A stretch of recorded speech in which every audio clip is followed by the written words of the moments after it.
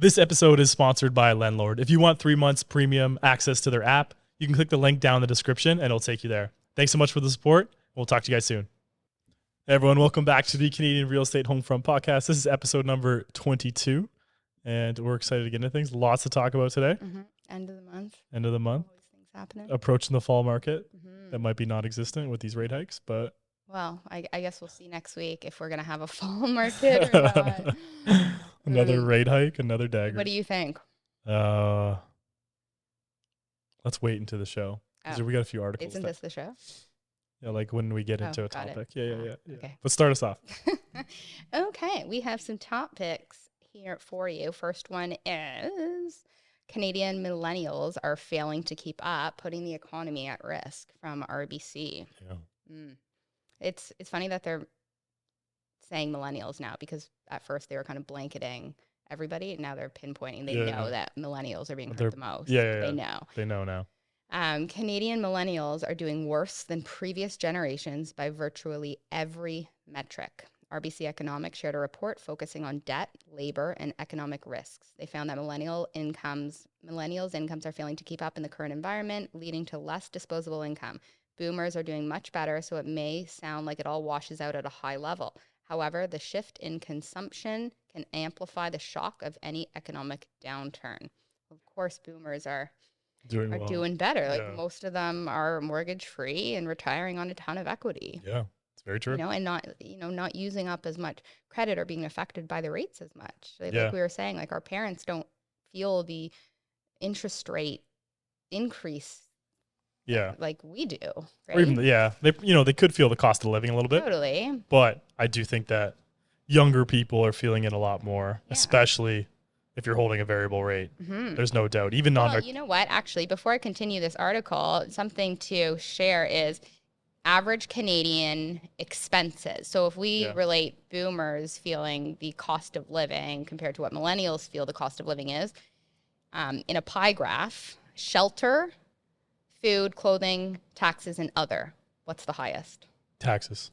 So taxes is 45.3% of Canadian, the average expenses. Shelter is only 21%. So I imagine the taxes and interest, it's all kind of being put into that taxes section, because I would have thought shelter would have been higher, but I think they're putting these taxes. I wonder if they're calculating the taxes on everything, like taxes on going to buy groceries, on gas, things like that. Yeah. Well, remember we were saying you're on a $70K income. Yeah. A bunch of that is taxed, and then everything you buy is taxed.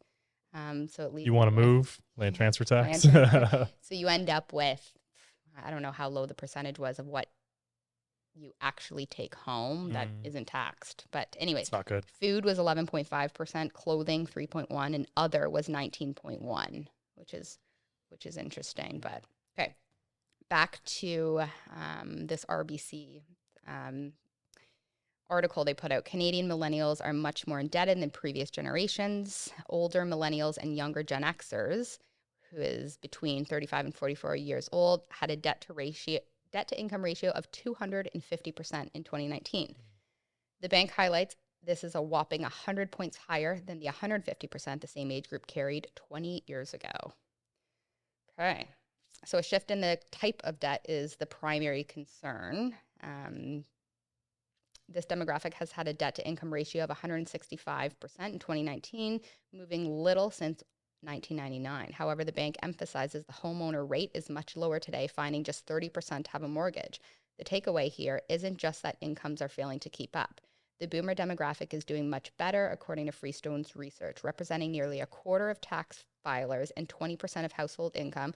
Just 14% of households still have mortgage debt. For those who do, the bank found the average balance is nearly half the size being carried by millennials. So the boomers have way less debt. Well, they're older, so it makes sense. They but paid it off. It's really millennials out of any generation that are really feeling. They're really feeling it. Yeah, I know a lot of boomers like to say, back in my day, I remember when mortgage rates were 19-20%. And we've talked about this before. House prices were a fraction of the cost, so it's not a wash at all. Right. It's way more people indebted more now, and rates haven't been this high since 2001. And in 2001, the average home in Canada, not Canada, but in Toronto and Vancouver, just focusing on the major cities, 250K. In Toronto and Vancouver, you're looking close to 1.2 million at the same interest rate that you can get today. Right. And even if we take into account the value of money, obviously money back then went further. Inflation, But if we relate the cost of housing and how far it's gone up compared to everything, remember we said the cost of a movie ticket would be $50. Yeah. So in relativity, yes, money's worth more, or I guess worth more than, if you get it. The dollar went further. I mean, it devalues over time, right? With inflation, right. But it was, not as painful. But they like to say, like, hey, my interest rate was 20%. Yeah, 7% doesn't seem that high, but you take it into like even a simple calculation. Oh, it's crazy versus what was in COVID time.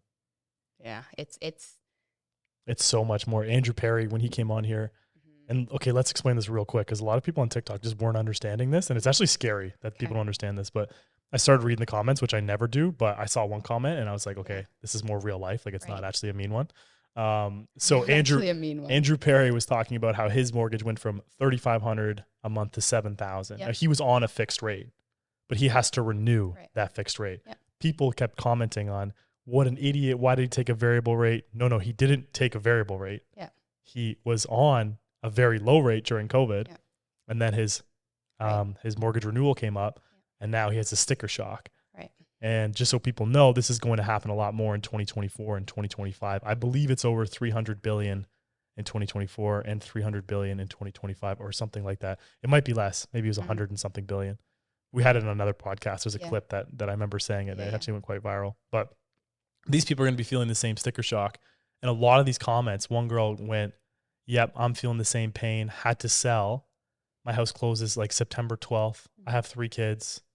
Times are really tough. And then there was a few comments under that saying the exact same thing, being like, me too, I feel for you. Me too, I have to move. So it is real. These are real people. These are real life examples. Yeah, it's not just the people that chose a variable rate. My mortgage renews in September. And my mortgage changes drastically, right? And 100%.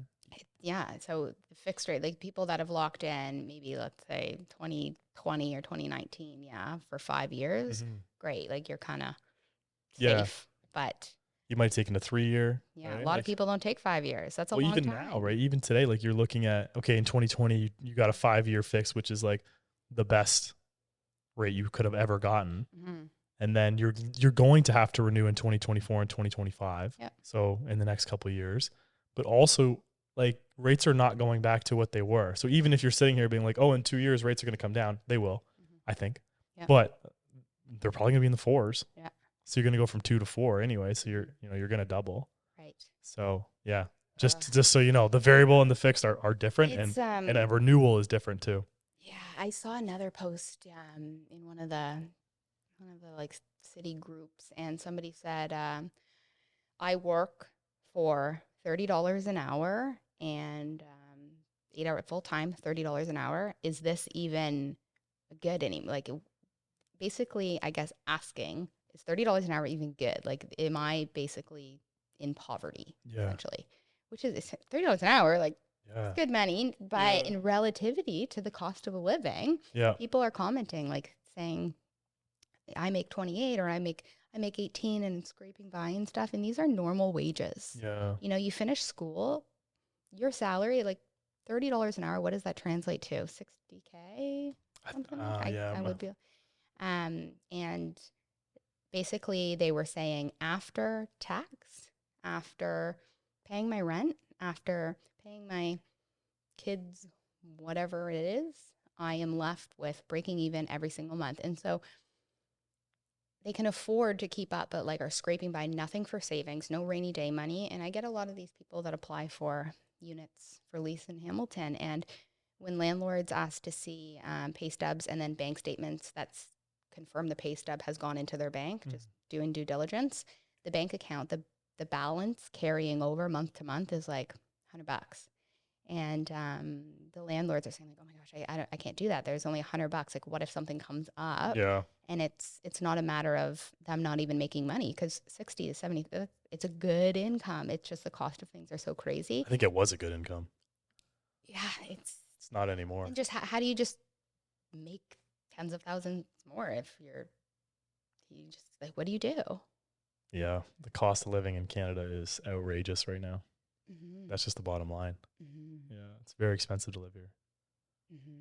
And I think that's a huge reason why money printing was such a bad idea. Did you see how many comments came on my reel that I was talking about the Bank of Canada and the federal government and how they're not related? I understand, everybody, that there are very much ties, and the federal government could impose things on the Bank of Canada, like laws and regulations. Yeah. Yes, I understand they're very correlated. I'm not being ignorant in saying that they're completely separate, but the Bank of Canada trying to cool down inflation because of the government's overspending. But a lot of people didn't like what I had to say about how they're not related. And I promise you that Trudeau would stop the Bank of Canada if he really, really could, because he wants to get votes. But I think it's pretty obvious that if he did, then it would be obvious that he's making TIF stop, and people would call that out and be like, they're supposed to be independent of each other. Yeah, so they're supposed to be independent of each other. Yes, the federal government can put regulations in place to change things. However, the Bank of Canada is making people hate our current federal government even more, because they see that as the high rates are a solution to what the government essentially did. During COVID, yeah. And if they had more ties, I don't think Justin Trudeau likes how high the interest rates are, because that's just making more people hate him. Yeah, I agree. Everyone is like lighting fires on. I've been looking at the polls, and if there was an election today, the Conservatives would win a majority. Like, they're way ahead, and I know it's early, but that's just the reality right now. Yeah. Like, the next election is not till 2025 unless they call something. But yeah, Pierre Poilievre would win by a majority. That's pretty crazy. I think a change needs to happen. For sure. I think everyone's feeling that. Yeah. All right, topic number 2. This actually might be good for people if you hold a variable rate. Canadian economy set to slow. Shows a marked slowdown in second quarter, giving central bank cause to pause. Canada's second quarter GDP report, due on Friday, is likely to show a sharp slowdown in economic growth, a Reuters poll of economists showed, which could lead the Bank of Canada to pause its interest rate hikes despite recent hotter inflation data. The GDP report will be the last major piece of domestic data before the Canadian Central Bank makes its next policy decision on September 6th. It is expected to show the economy slowing at a 1.1% pace in the second quarter, down from 3.1% in the first 3 months of the year, and below the Bank of Canada's 1.5% estimate. Some of the expected slowdown in the second quarter could be down to transitory factors such as wildfires, maintenance on energy projects, and a civil servants strike, which could mean that a preliminary estimate for July, due for release the same day as the quarterly data, will also be a key for the rate outlook, says analysts. So we could be looking at a pause because GDP, which is gross domestic product, which shows how productive our economy is slowing down, which seems like a bad headline if you don't know what's going on, but it's a good headline because that means interest rates are working, the economy is slowing. Yeah. Usually when the economy is slowing, we're spending less money. Therefore, inflation should come down more. So the Bank of Canada might look at this and say, okay, since GDP is slowing down, maybe we should pause here because rates seem to be doing their job, and we might be over tightening. Yeah. But I'm going to be honest, I do think that we're getting a 25 basis point increase, more so based on because Powell talked about this. He kind of hinted that he's got 2 more rate hikes in him, bringing his overnight rate higher. So again, we don't want to deviate too far away from the States although the States is a lot different of a real estate market. Yeah, I explain that a lot, how different their rate hikes affect people than the rate hikes affect people here. Like nobody's on a variable rate in the state. Well, no. They're just not. Their mortgage cost per month doesn't change. Like, it's not going up $3,000. So they're not being hurt as much as we are. The way they're being hurt more than the way we're being hurt. Sorry, there's a plane. There's an air show right now above us in Toronto. An air show? Yeah, it's an air show. Yeah. I want to see it. You don't want to watch it, trust me. It's cool for like 1 second. Anyways, back to what we're talking about here. So why the U.S. market is different than the Canadian market is because they can lock in 30-year mortgage rates. We've talked about that so many times, but people still seem to be surprised at that. So they can lock in for 30 And years. they're not portable. So you have to kind of stay in Yeah. your house. So you have to stay in your house. So the difference is in the States right now, I think their interest rate is over 7. It's like 7.5 right now if you want to buy a house. So no one is moving or porting their mortgage. Yeah, because And not a lot of people are buying. Right. So like their market is just at this complete standstill yeah, of like who the hell can afford a mortgage right now yeah, and who the hell's going to move at these interest rates. You know, Yeah. I have a 2% rate. mhm, I'm not going to all of a sudden jump to 7%. exactly. So Yeah, it's anyways. interesting how different it is there compared to here. We don't have 30-year products. Like we don't. I've never even heard No. of one longer than Yeah. 5 years. Maybe there's 10, but even 5 years, like, oh, that's a long time because a lot of them aren't portable. And 5 years, it is so tough to break the mortgage, in terms of costs. Refinance eligibility, like Yeah. pulling money out and trying to move things around. If you ever do want to become that investor, locking in for 5 years immediately, unless it's like a really long-term plan, I think that's maybe too long if you're trying to buy Yeah. properties and move things. Like it would have locked me into my house. I wouldn't have been able to refinance, move that. Like I would have been stuck a little bit.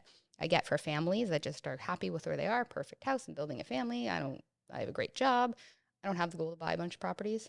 Then okay, I see the 5-year fix as being like, I want to know what I'm paying for 5 years. I don't want to be nervous.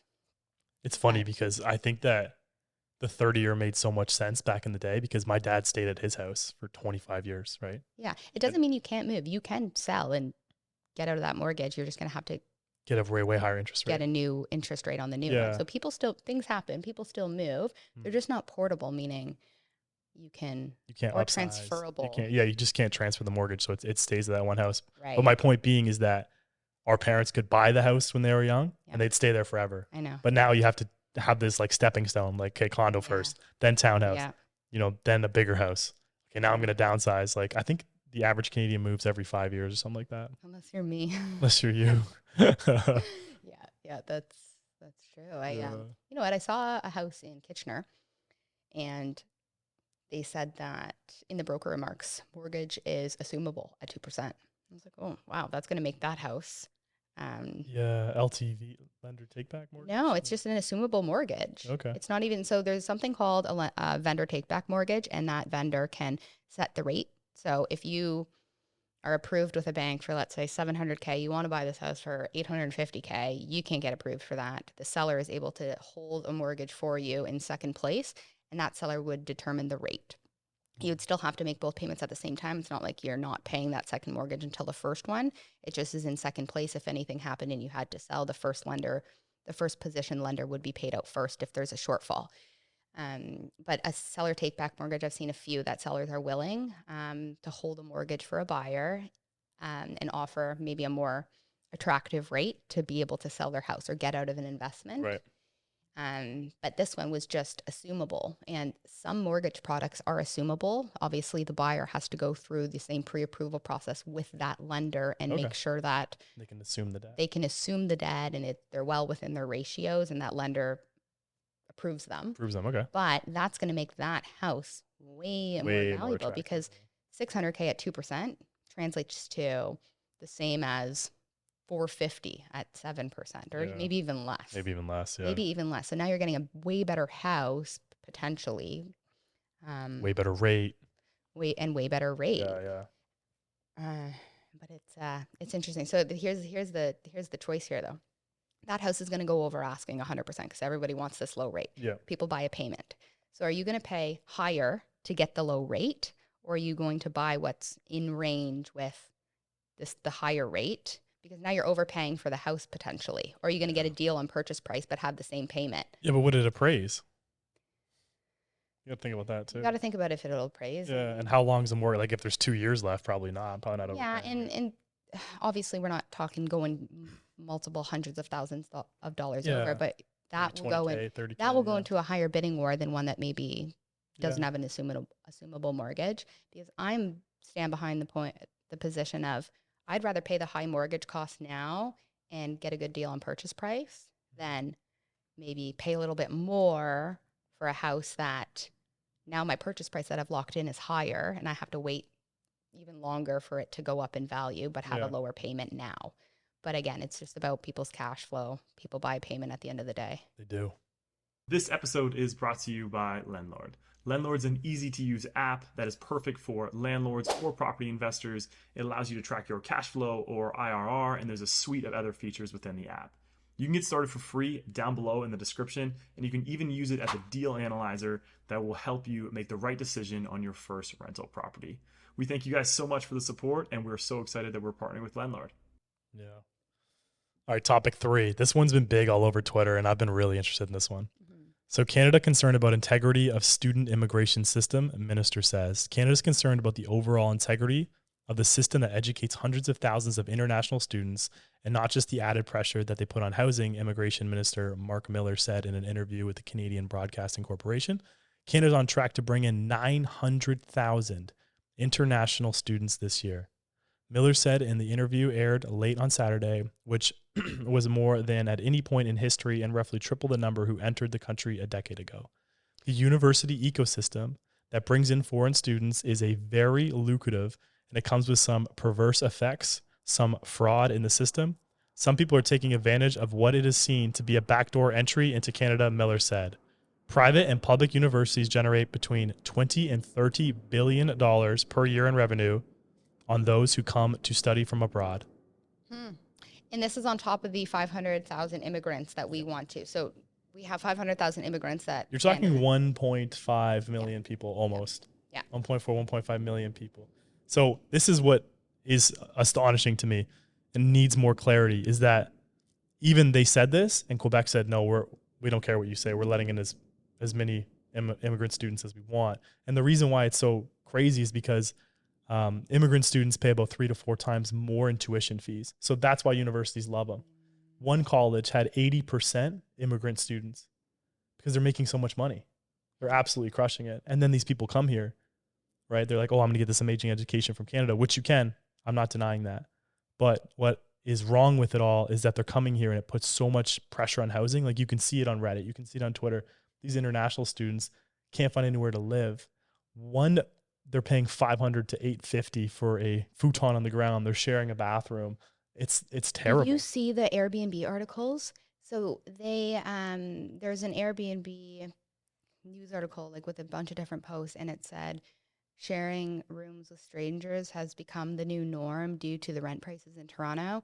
And then there was another one that had a futon in the middle of. So if you go up a stairwell, sometimes there's a ledge. There was a bed there in somebody's house. And they rented it out for like $500 a night, a bed on somebody's stairwell, like literally just a mattress. And it's disgusting. People are literally just doing house sharing, and that's what's become affordable, sharing a bedroom. So it's kind of like student housing, like when we were in university and we had a bunch of people in the same house.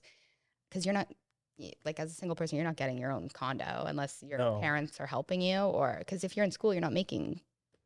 And you're young. You're looking at 900,000 people. Like put that into context. That's almost 2 Hamiltons. Like how much Hamilton has 500,000 people roughly. Right. It's almost 2 Hamiltons.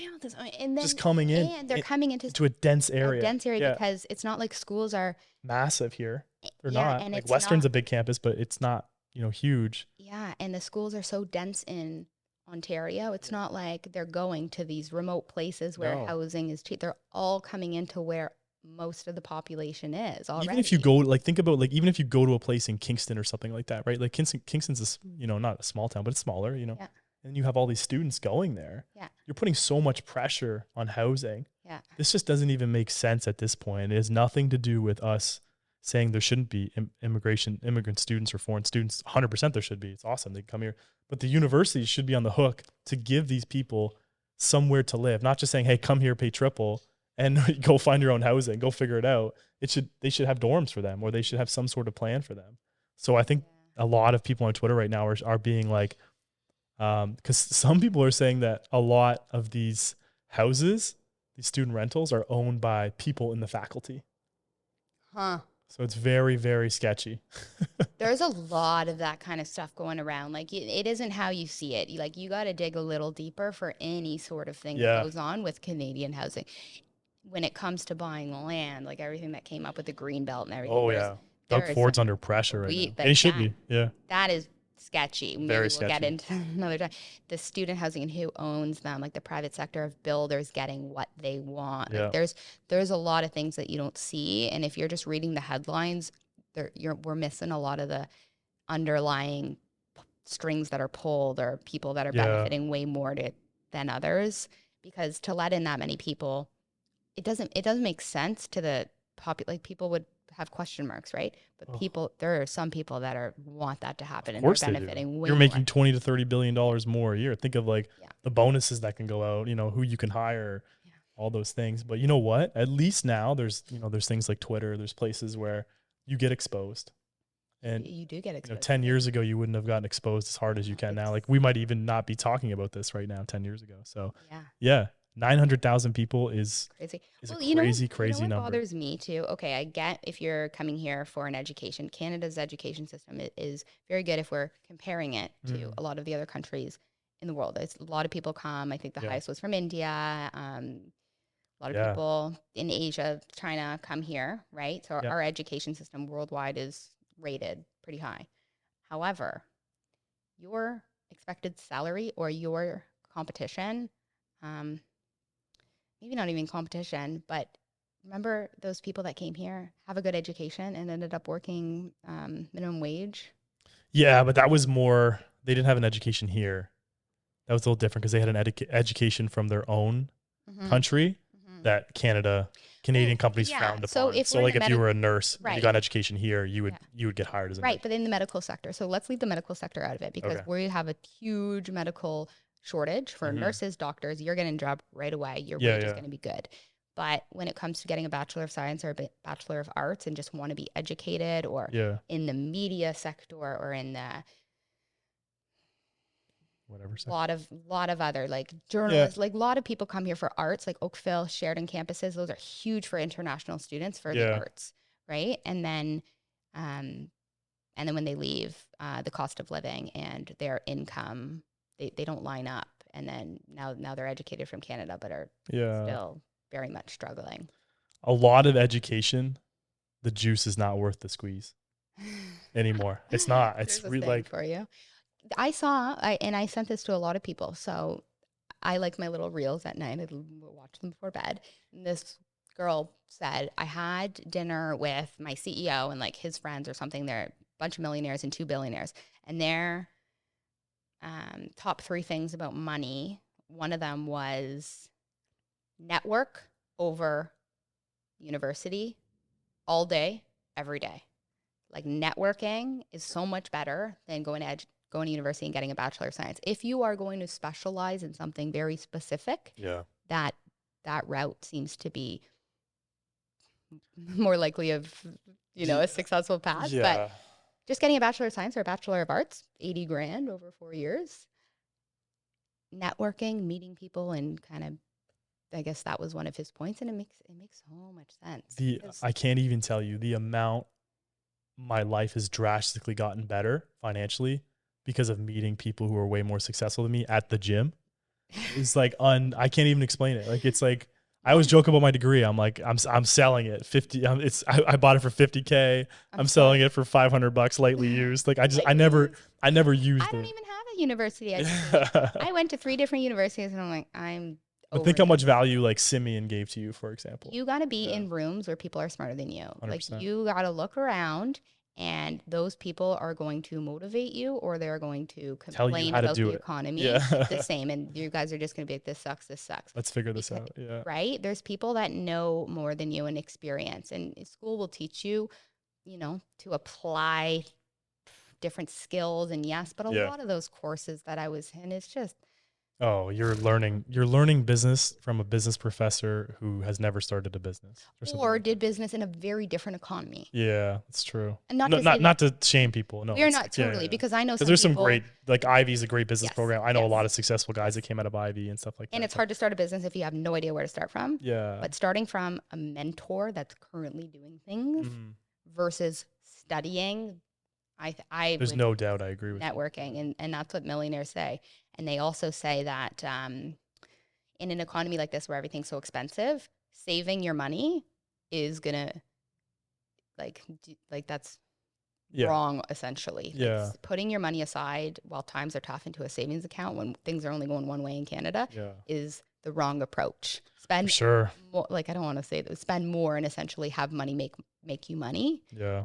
So don't be afraid to have no money in your bank account or be very cash poor. But having a savings account, you should always have a little for a rainy day. But that was another point that that makes sense. Yeah, it makes sense. Yeah. That's why when anybody comments on my spending, spend more to make more. You just got to know where it makes sense. And people around you networking. Oh, trial and error too. I've failed at so many different things before I found something that worked. Well, a lot of sellers, a lot of first-time investors have failed this year. Oh, for sure. Yeah. Don't let that stop you. Or getting into sales, like the amount of people skills I have today versus 10 years ago is not even close. Like, and then if you were an employer, who would you choose? Somebody that has 10 years of sales experience or somebody that has 2 degrees in sales and even just going into an interview, like we get interviewed every week. Totally. But people who are trying to sell their biggest asset.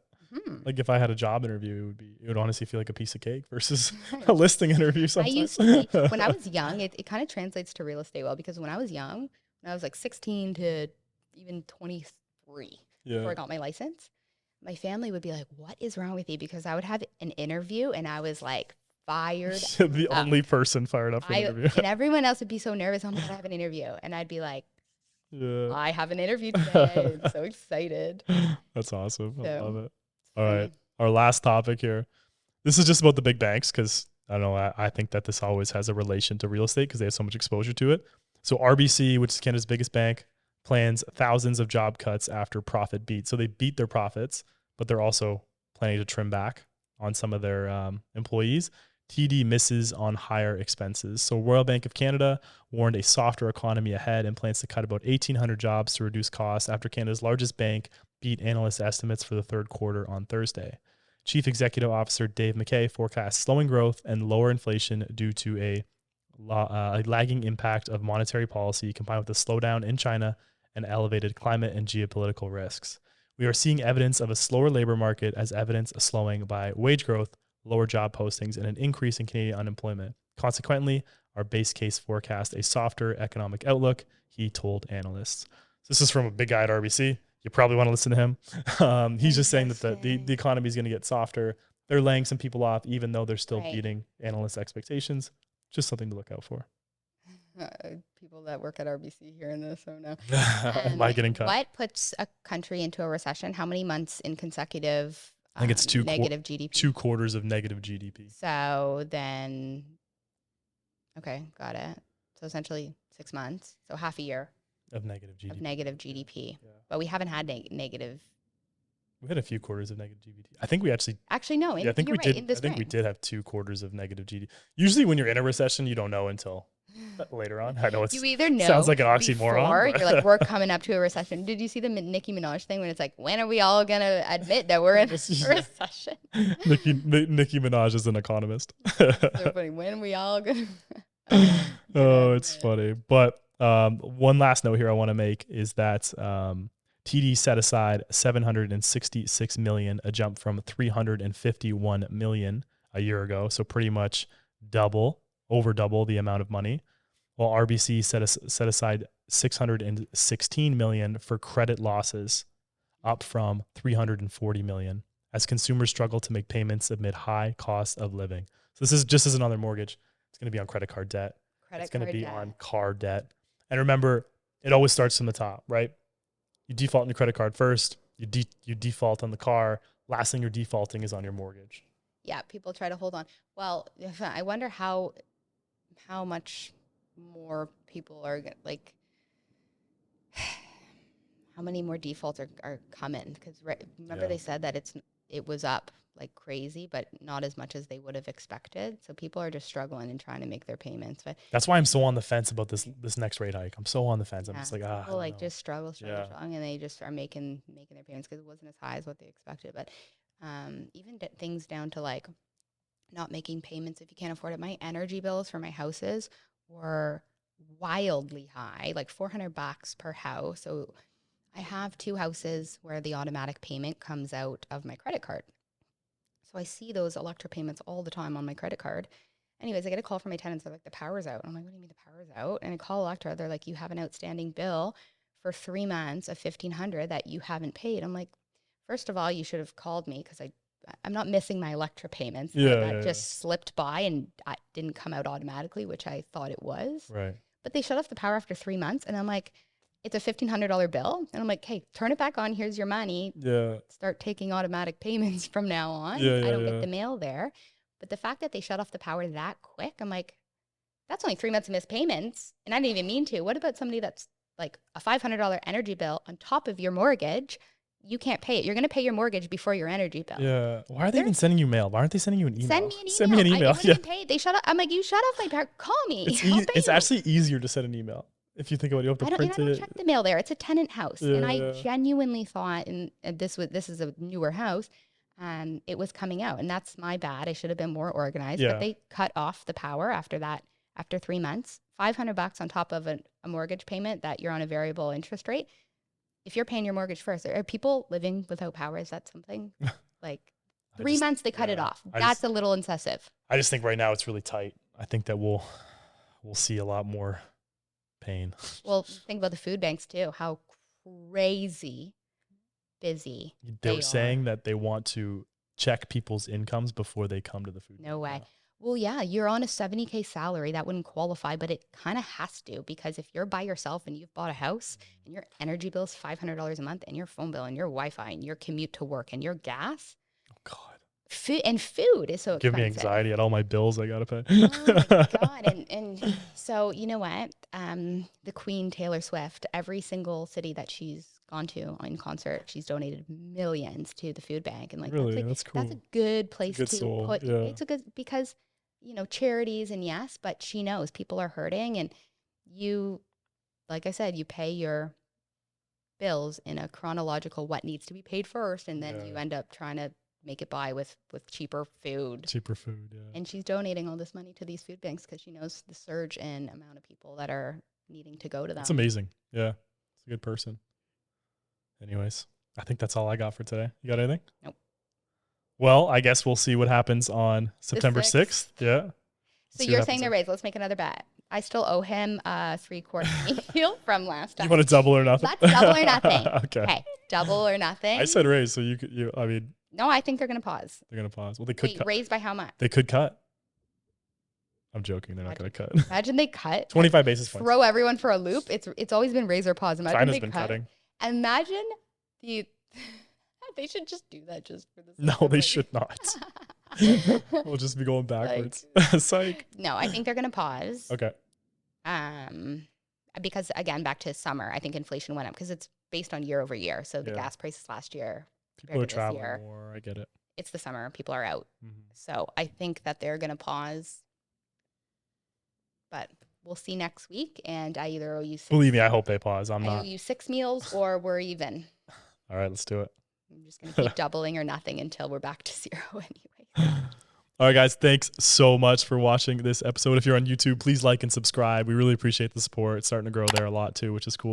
And if you're on Instagram or TikTok, please follow us there. We put out a short content video about 5 times a week. We put them out. Mm-hmm. So they get good engagement. We get the good, the bad, and the ugly. So whatever comes out. Hamilton and Halton region. If you are in the market, we never say that. We do.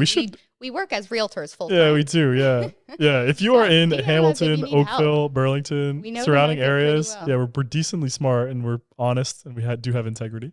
Yeah. So reach out to us, and if you are in another area and you're looking for an agent similar to us that we can't serve, let us know. We'll hook you up with someone that we know. We have a network of. We have a network of people. So. Yeah. And if you are an agent in another area, reach out to us too. Happy to put you in our network. We love collabing and put you in our network as well. And hopefully we can help some people make better decisions. Yeah.